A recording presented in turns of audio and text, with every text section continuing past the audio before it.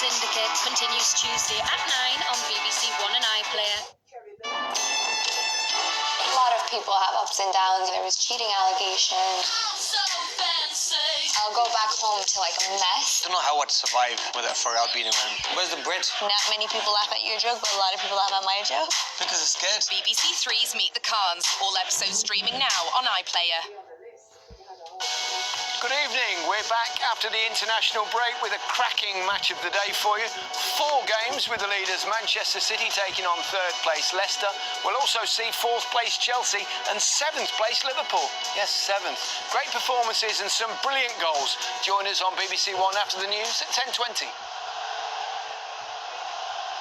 Imagine a big new musical game show where all you have to do to win is keep the good singers and ditch the bad ones. Sounds simple?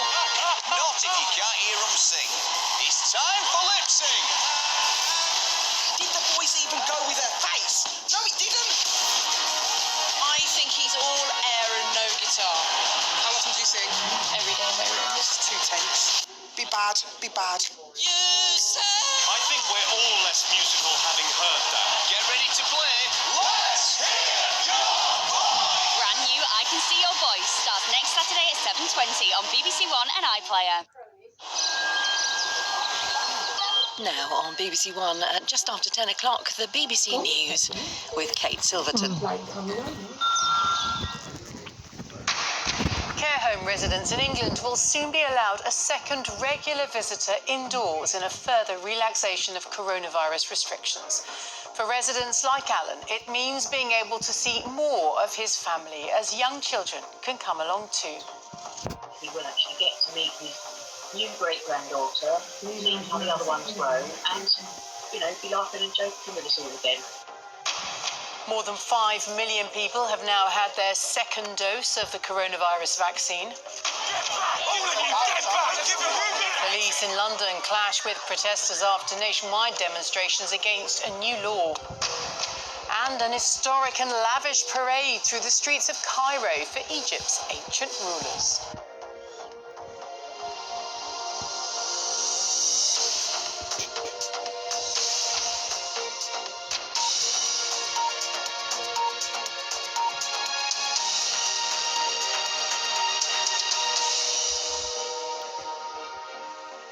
Hello, very good evening to you. Care home residents in England will be allowed to have a second regular visitor indoors from the 12th of April in a further relaxation of coronavirus restrictions. Babies and young children won't be counted in the limit, meaning some residents will be able to see small groups of loved ones for the first time in months. Daniela Ralph reports. Kept apart from the people he loves, the family that offer him security and reassurance. Alan Smith's move to a care home in West Sussex changed everything for him at the age of 91. But the updated guidance means his daughter and his son can now see him in person, as well as some newer members of the family. You don't have to do anything, it's just being together and just talking about old stuff, old times, is really important to him. And it makes him more of a whole person. I just feel he's become a shell where he's not had all this contact. So I'm really optimistic that he will actually get to meet his new great-granddaughter and be laughing and joking with us all again. Hello, Mum. How are you? The anguish of care home residents began to ease last month with the gradual lifting of restrictions. Now more family members will be reunited, with residents allowed a second regular indoor visitor from the 12th of April. And children under the age of 2 will not be included in visitor numbers. Visiting is one of the things that makes life worth living if you live in a care home. It's so important, both in fact for the resident in the care home, but also for their family members, loved ones who want to visit them. We know that in care homes we've got they may be grandparents, maybe great-grandparents who haven't had a chance to see new arrivals to their family during the pandemic, and this will be the chance for that to happen. The government says the changes can go ahead because of a drop in community infection rates as well as the extensive vaccine rollout. In line with existing rules, visitors must provide a negative test result and wear PPE. The enforced family separations have been agonising for so many. For care homes, it remains a delicate balance between protecting residents and opening up to family visits. The government's full guidance will be published next week. Daniela Ralph, BBC News. Well, the latest government figures show there were 3,423 new coronavirus infections recorded in the latest 24-hour period, the lowest number since the middle of September. It means on average 3,987 new cases were reported per day in the past week. There are 3,536 patients in hospital with COVID-19. 10 deaths were reported in the latest 24-hour period. That's of people who died within 28 days of a positive test. Now, on average in the past week, 36 deaths were announced every day, taking the total number to 126,826. And on vaccinations, just over 107,000 people have had their first jab in the latest 24-hour period, bringing the total to just over 31.4 million people. 5.2 million people have now had 2 doses. And on that point, our health correspondent, Catherine de Costa, is here because the Prime Minister is describing that as another milestone. Yes, more than 36 million doses have been administered in the UK, including 5 million second jabs. Boris Johnson's urged everyone to take up their second dose as soon as they're offered it. Now, a dip in supply this month means priorities shifted to rolling out 12 million second shots. Tonight, the Health Secretary Matt Hancock tweeted that half of over 80s are now fully vaccinated, meaning that they've got longer lasting protection against the virus. Despite the lumpy supply, the government says it's still on track to offer vaccines to the top 9 priority groups, including the over 50s, by the 15th of this month, and to all adults by the end of July. As for the next phase of the vaccine programme, well, people in their 40s are likely to have to wait until next month for their invites. The Joint Committee on Vaccination and Immunisation says it's still working to finalise the advice on phase 2, which it says will be published in due course. All right, Catherine, thank you. There's been more rioting in Northern Ireland tonight. Cars have been hijacked and set alight in the Loyalist area of Newtownabbia, a suburb north of Belfast. The police have appealed for calm and urged people of influence to keep young people away from the area. Last night, 15 police officers were injured during rioting in South Belfast. A further dozen officers were injured during trouble in Londonderry. Police have named the elderly woman who died yesterday after being attacked by 2 dogs who'd entered her garden as Lucille Downer. She was 85. Flowers have been laid outside her home near Dudley in the West Midlands. The owner of the dogs has been released on bail pending more inquiries. Met Police have said they will be engaging with church authorities over Easter to ensure that all services, they say, adhere to COVID restrictions. The message comes after police were called to reports of people queuing outside of the Christ the Church, King Church in London yesterday. The service was stopped, but no penalty notices were issued. Metropolitan Police say 26 arrests have been made after 10 officers were injured during protests in London tonight. Earlier, thousands of people across England and Wales marched in opposition to the government's police crime sentencing and courts bill. The legislation would make it easier for police to intervene in a protest if it was deemed too disruptive. Duncan Kennedy reports. The biggest demonstration was here in London, attracting several hundred protesters. First around Hyde Park, and then here in Parliament Square. For much of the time it was peaceful. Until scuffles broke out when police called on marchers to disperse. The Metropolitan Police say 10 officers have been injured, though none seriously, and more than 24 arrests have been made. There have been other marches in Leeds, Manchester and Bournemouth, mostly peacefully. The demonstrators are protesting against the government's proposed new police and crime bill, which they say will limit their right to protest. Duncan Kennedy, BBC News. The response to the COVID pandemic has had a devastating impact on many young people's mental health and increased the demand for services that are already under pressure. Now, some of those affected from across the UK are teaming up, calling for more support and to have a say in how services are run in the future.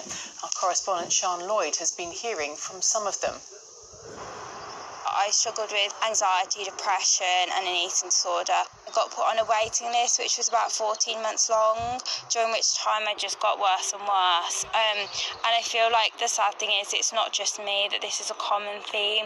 Young people tend to only get help when they reach crisis point. Life has now changed for Lizzie. She's looking forward to graduating, but at times she felt let down by the mental health system and is campaigning for change. If you go for mental health support and you're told you're not sick enough, it's really, really hard to deal with. It makes you feel really invalidated and really worthless. And I think that can then push people into other behaviours, feeling like they need to make themselves worse in order to qualify for the treatment.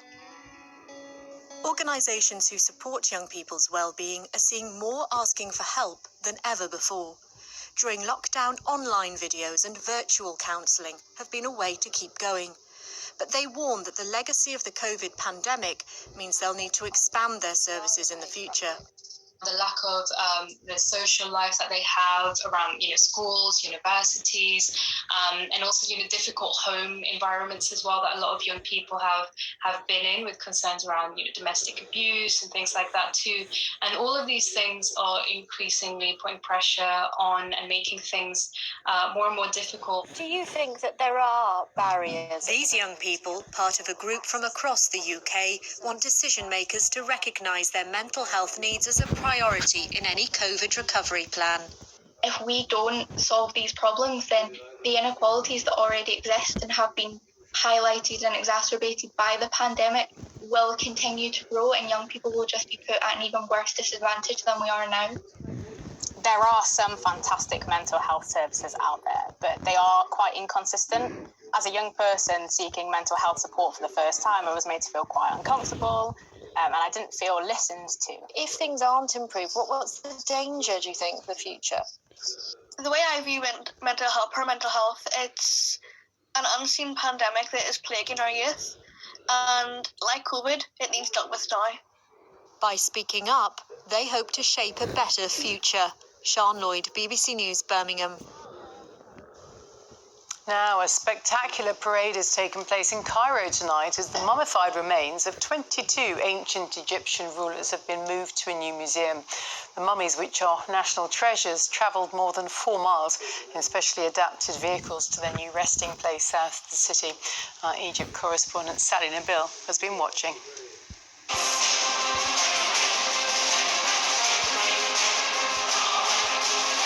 A procession fit for royalty. The mummies of ancient Egyptian kings and queens have left their residence in the Egyptian Museum in the heart of Cairo. They have been moved to a new museum south of the capital, where they will reside for good. Watching the royal mummies being moved to their new resting place is an impressive moment, a scene to remember. The monarchs making this journey include Queen Hatshepsut and King Ramses II, two of the most famous rulers in ancient Egypt. It's very energetic here, a very vibrant atmosphere.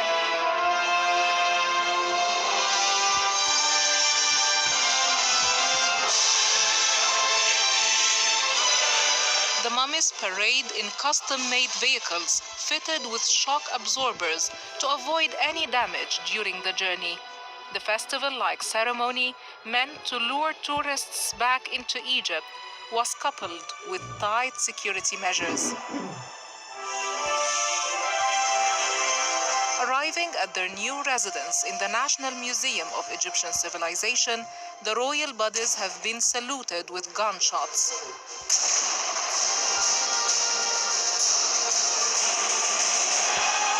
They have been received by the Egyptian president, who takes pride in such a dazzling event.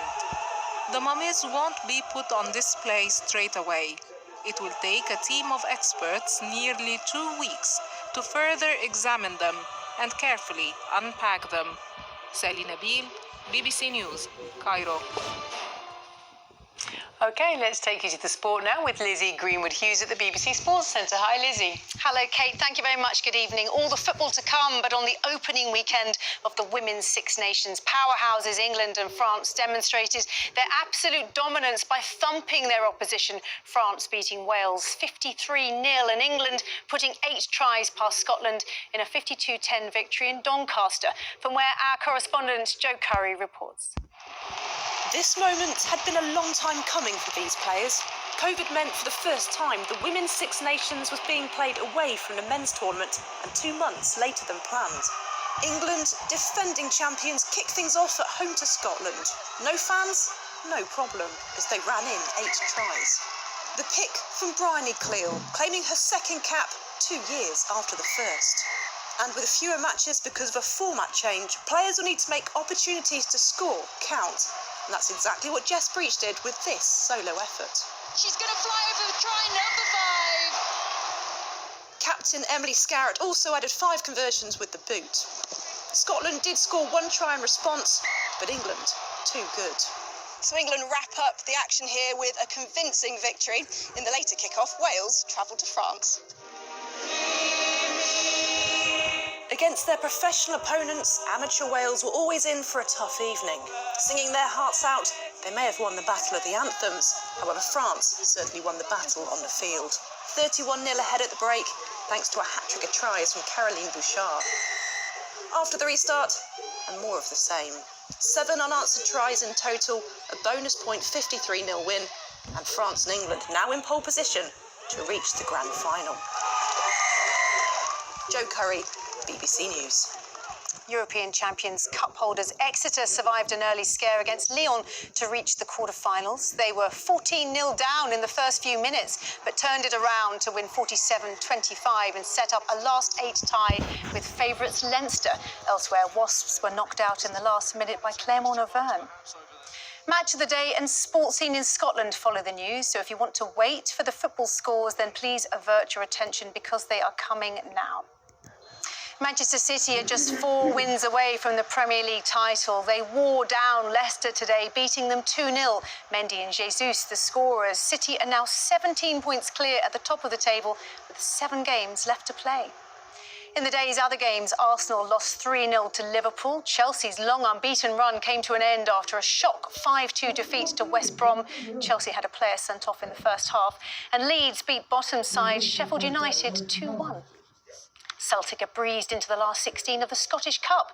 They comfortably beat the League One leaders Falkirk 3-0. Celtic have won the last 4 Scottish Cups. Rangers play tomorrow.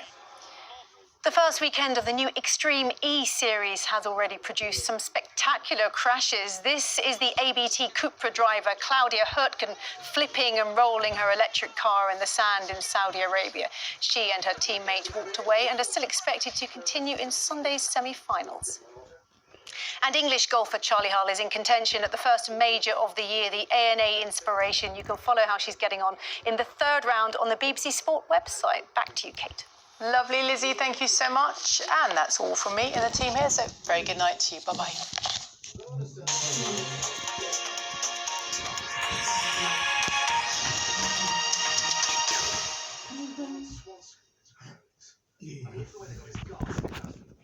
Good evening. Once again, there's been some beautiful sunshine out there, and in fact, the lion's share of the sunshine and the warmth, well, that was in Highland, Scotland, just shy of 18 Celsius this afternoon. Different story, though. You're getting the bed in? Yeah.